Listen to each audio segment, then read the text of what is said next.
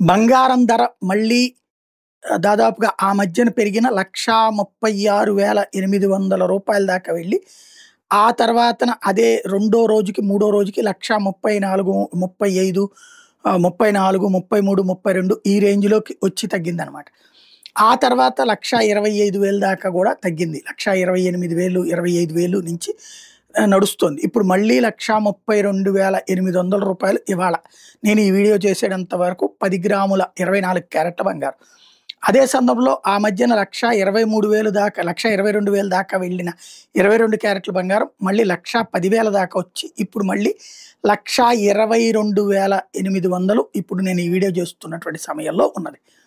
ఇకపోతే వెండి ఆ మధ్యన 1,85,000 దాకా వెళ్ళి, అది 2,00,000 దాకా బ్లాక్‌లో కూడా కొనుక్కున్నటువంటి స్టేజ్ నుంచి మళ్ళీ 1,55,000 దాకా వచ్చి, మళ్ళీ ఇప్పుడు 1,78,800కి చేరింది బంగారం. ఏదైతే బంగారం, వెండి గురించి నిన్న, మొన్న పెద్ద ఎత్తున సోషల్ మీడియాలో సోషల్ మీడియా ప్లాట్‌ఫారాల్లో చర్చస్ జరగటం, అది వైరల్ అవ్వటం, ఆ పైన వచ్చే ఏడాది భారీగా పెరుగుతుందన్నటువంటి నేపథ్యంలో ఉన్న డబ్బులతో బంగారం, వెండి కొని పడేస్తున్నారు.